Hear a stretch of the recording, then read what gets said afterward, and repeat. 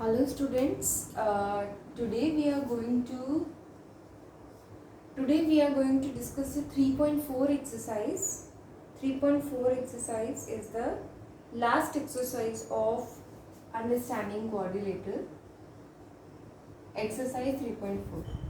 बच्चे देखो, exercise 3.4 basically कुछ भी सॉल्व करना या कैलकुलेट करने वाली नहीं है. इसमें थ्योरेटिकल पोर्शन है. तो थ्योरेटिकल पोर्शन है तो आपको आंसर्स भी थोड़े से थ्योरी में लिखने हैं. Now question number 1 is true और false. State whether the following are true और फॉल्स. द क्वेश्चन नंबर 1 का first part is all rectangles are squares. क्या सारे रेक्टेंगल स्क्वायर होते हैं?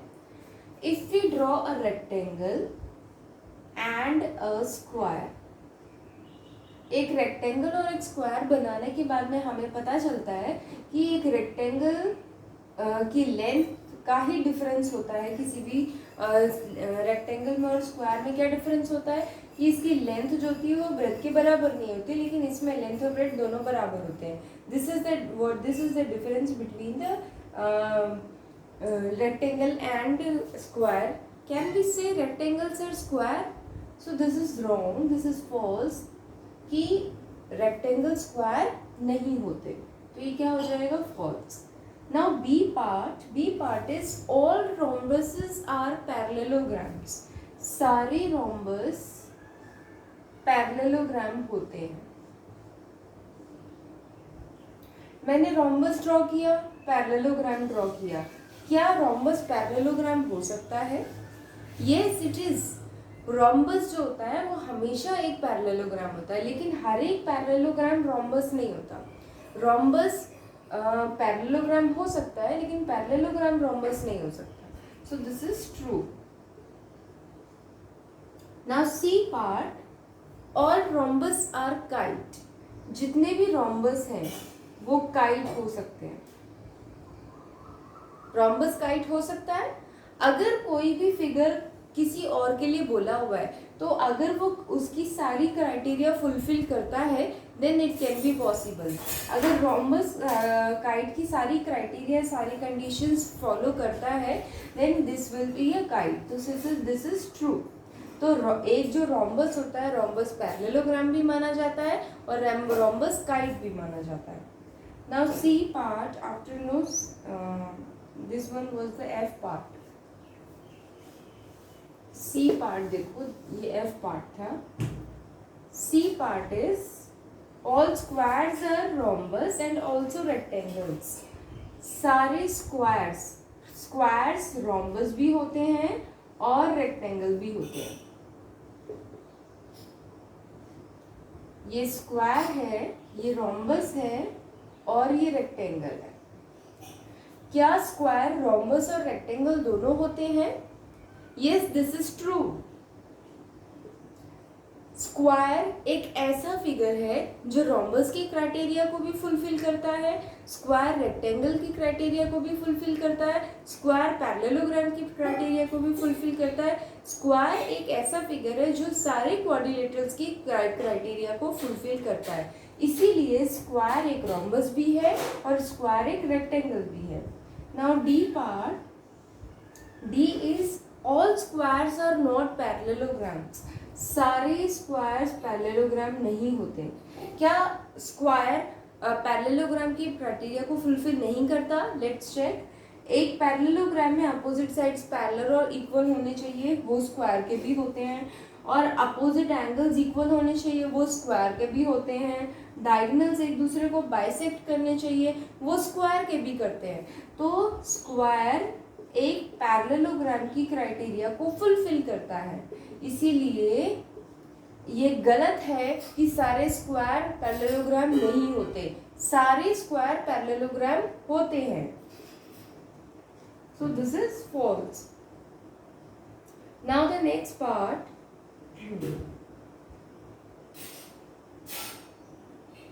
Next part is E part. All kites are rhombuses. सारे kites जो होते हैं वो rhombus होती है. क्या सारे काइट रोम्बस होते हैं? काइट कभी भी रोम्बस के क्राइटेरिया को फुलफिल करता नहीं है, तो काइट कभी भी रोम्बस नहीं हो सकता. This is false. Now the next part, F part.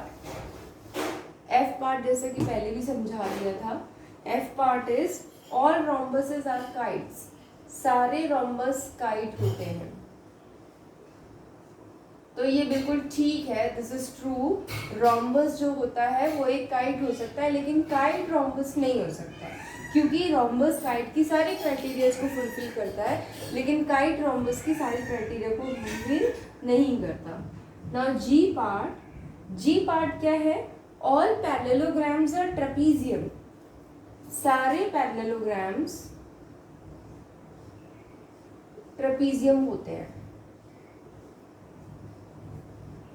Trapezium की कंडीशन क्या होती है कि अपोजिट जो साइड्स है वो पैरेलल होने चाहिए और दो नॉन पैरेलल साइड्स होते हैं, और इसमें जो एडजेसेंट एंगल्स हैं उनका सम 180 डिग्री होना चाहिए. क्या ऐसा पैरेललोग्राम में होता है?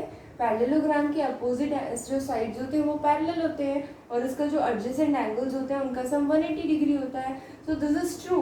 सो all the parallelograms are trapezium. Now next part is H part. All squares are trapezium. सारे स्क्वायर ट्रेपीजियम होते हैं. Is this true? मैंने पहले ही बताया कि स्क्वायर के बारे में अगर कुछ भी बोला जा रहा है कि स्क्वायर ट्रेपीजियम है, स्क्वायर पैरेललोग्राम है, स्क्वायर रोम्बस है, स्क्वायर काइट है, स्क्वायर कुछ भी है, तो एक्स वाई जेड स्क्वायर के बारे में कुछ भी बोला जा रहा है वो स्क्वायर ट्रेपीजियम है, तो ये ट्रू ही आएगा, क्योंकि स्क्वायर जो होता है वो सारे नॉर्म्स को फॉलो करता है, जितने भी क्वाड्रिलेटरल्स होते हैं उन सभी के. तो कभी भी ऐसा कुछ भी स्टेटमेंट आता है कि स्क्वायर जो है वो रोम्बस होगा, स्क्वायर पैरेललोग्राम होगा, तो आप उसमें ट्रू ही लिखोगे. Now part 2, question number 2. Question number 2 is identify all the quadrilaterals that have, first one, 4 sides of equal length. बच्चों बताओ कि क्वेश्चन नंबर 2 में पूछा है कि ऐसा कौन सा क्वाड्रिलेटरल है जिसके चारों साइड बराबर होते हैं. तो चारों साइड बराबर सिर्फ 2 ही क्वाड्रिलेटरल्स के होते हैं. पहला वन तो स्क्वायर और दूसरा कौन सा होगा? रोम्बस.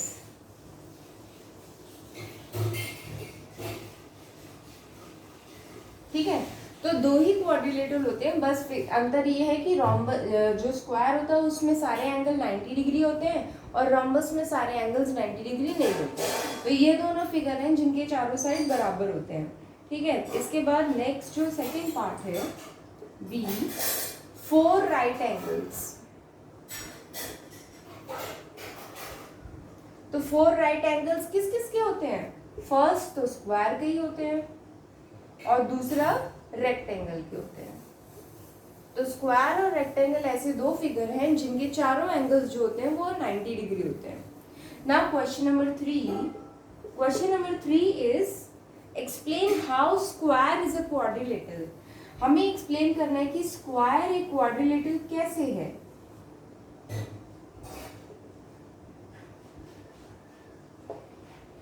बच्चों सीधी सी बात है, स्क्वायर एक क्वाड्रिलेटरल है ऐसा बताने के लिए आपको पता होना चाहिए कि क्वाड्रिलेटरल हम किस चीज को कहते हैं. तो definition of quadrilateral is, quadrilateral हम किसको कहते हैं?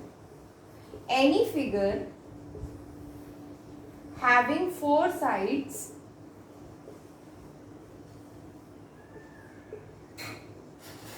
Is called quadrilateral. ठीक है, कोई भी फिगर जिसके 4 साइड हो वो क्वाड्रिलेटरल होता है. और स्क्वायर का क्या है? स्क्वायर जो है हैव 4 साइड्स. तो हम यहाँ पे लिखेंगे so square is a quadrilateral. बस हमें क्या करना है, हमें जिस फिगर को जो फिगर प्रूव करना है हम उसकी डेफिनेशन लिखेंगे। उसकी डेफिनेशन लिखने के बाद में हम इसका बताएंगे कि ये जो है वो इसके सारे क्राइटेरिया फुलफिल कर रहा है, इसी वजह से ये फिगर ये है। नाउ नेक्स्ट वन, आगे क्या पूछा है सेकेंड पार्ट में। फर्स्ट पार्ट में तो स्क्वायर क्वाड्रिलेटरल पूछा हुआ था, तो हमने बता दिया कि स्क्वायर क्वाड्रिलेटरल कैसे होता है।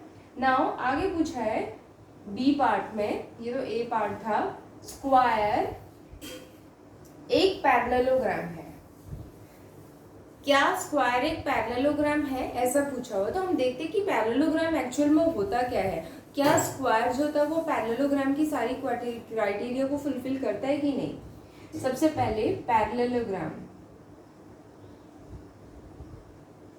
देखो बच्चों, पैरेललोग्राम की definition we know, opposite sides are equal and parallel. ठीक है, ये पैरेलल ऐसे लिख लो, parallel. Second, opposite angles are equal. ठीक है, थर्ड लिखो डायगोनल्स बाइसेक्ट ईच अदर। तो हमने 3 प्रॉपर्टीज लिख ली पैरेललोग्राम की कि पैरेललोग्राम में ये कंडीशन होती है। अब अगर ये तीनों कंडीशन स्क्वायर में होंगी तो स्क्वायर एक पैरेललोग्राम होगा। तो स्क्वायर के बारे में लिखेंगे स्क्वायर। तो सबसे पहले condition, opposite sides are equal and parallel, क्या स्क्वायर में होती है। Yes, opposite sides are equal and parallel. Next है अपोजिट एंगल्स आर इक्वल, क्या स्क्वायर के अपोजिट एंगल्स इक्वल होते हैं। अपोजिट एंगल्स आर इक्वल होते हैं। Third one, diagonals bisect each other, diagonal एक दूसरे को बाइसेक्ट करते हैं, क्या स्क्वायर के करते हैं। तो डायगोनल्स बाइसेक्ट ईच अदर। तो ये हमने कर लिया क्या कि पैरेललोग्राम जो 3 कंडीशंस हैं वो तीनों कंडीशन स्क्वायर भी फॉलो करता है, इसीलिए स्क्वायर भी क्या है, एक पैरेललोग्राम। तो हम यहाँ लिख देंगे so square follows properties of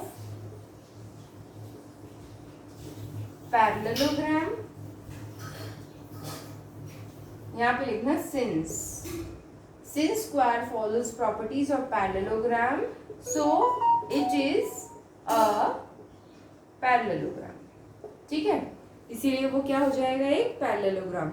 अब बच्चों इसका जो थर्ड पार्ट है, थर्ड पार्ट भी कुछ इसी तरह से है। आपको ये प्रूव करना है कि स्क्वायर जो है वो एक रेक्टेंगल होगा। स्क्वायर रेक्टेंगल करने के लिए सेम यही कंडीशंस लिखेंगे और इन कंडीशन में आप ये वही प्रूव करोगे। तो थर्ड जो फोर्थ पार्ट है, नॉट थर्ड और fourth part, third and fourth part of question number 3 will be homework. Third और फोर्थ पार्ट जो होंगे वो आपके होमवर्क में होंगे। Now fourth question,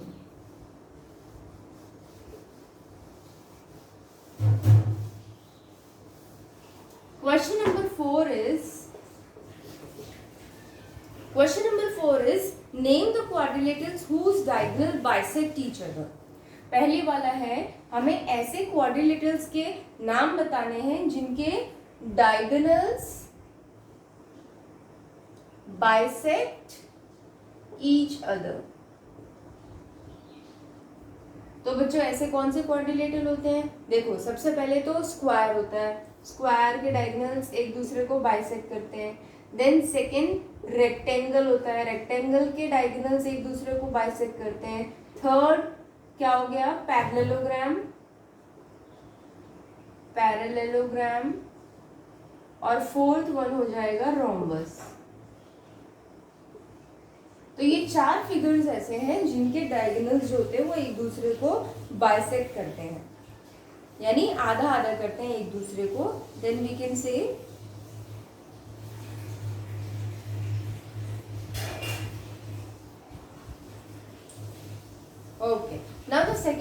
second part is are perpendicular bisectors of each other। यानी देखो यहाँ पे सिर्फ बाइसेक्शन की बात हो रही थी कि अगर कोई फिगर है, मान लो पैरेललोग्राम है, तो पैरेललोग्राम में ये डायगोनल्स जो होते हैं वो एक दूसरे को आधा आधा करते हैं, लेकिन ये 90 डिग्री पे नहीं काटते, तो 90 डिग्री होना चाहिए। तो सेकेंड वाले में पूछा है कि bisect perpendicular bisectors, perpendicular bisector. Perpendicular bisector कौन कौन से होते हैं? फर्स्ट तो स्क्वायर में होता है और सेकंड आपका होता है रोम्बस में, ठीक है। रेक्टेंगल और पैरेललोग्राम के जो डायगोनल्स होते हैं वो एक दूसरे को परपेंडिकुलरली बाइसेक्ट नहीं करते। तो यहाँ पे सिर्फ दो फिगर ऐसे हैं जिनके डायगोनल्स एक दूसरे को 90 डिग्री पे बाइसेक्ट करते हैं, ठीक है। Now third one is are equal. किसके डायगोनल्स इक्वल होते हैं? हमें देखना पड़ेगा कि डायगोनल्स किस किस के इक्वल होते हैं। तो देखो बच्चों, ये चार ही फिगर है, इन चार में से स्क्वायर के और रेक्टेंगल के डायगोनल इक्वल होते हैं, लेकिन पैरेललोग्राम और रोम्बस के डायगोनल्स इक्वल नहीं होते। तो हम यहाँ पे लिखेंगे स्क्वायर एंड रेक्टेंगल। तो स्क्वायर और रेक्टेंगल ऐसे फिगर्स हैं जिनके जो डायगोनल्स हैं वो इक्वल होते हैं, लेकिन जो पैरेललोग्राम और रोम्बस है उनके डायगोनल्स इक्वल नहीं होते। तो आपको करना क्या है, यहाँ तक आप लोगों को क्लासो कॉपी में, होमो कॉपी में काम कर लेना है, ठीक है। और क्वेश्चन नंबर 5 और क्वेश्चन नंबर 6 जो है वो हम लाइव क्लास में डिस्कस करेंगे। लाइव क्लास में इसलिए डिस्कस करेंगे क्योंकि वो थोड़े से थ्योरेटिकल क्वेश्चन है, और थ्योरेटिकल क्वेश्चन जो होते हैं वो एक्सप्लेन, डाउट्स भी उसमें ज़्यादा होते हैं, तो आप एक्सप्लेन करने में थोड़ी प्रॉब्लम होती है।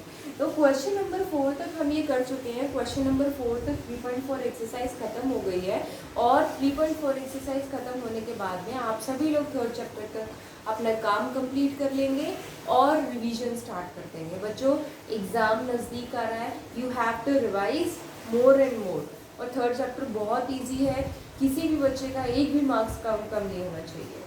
So do it in your copy, और इसको अगर इसमें और भी कोई डाउट है तो हम लाइव क्लास में डिस्कस करेंगे।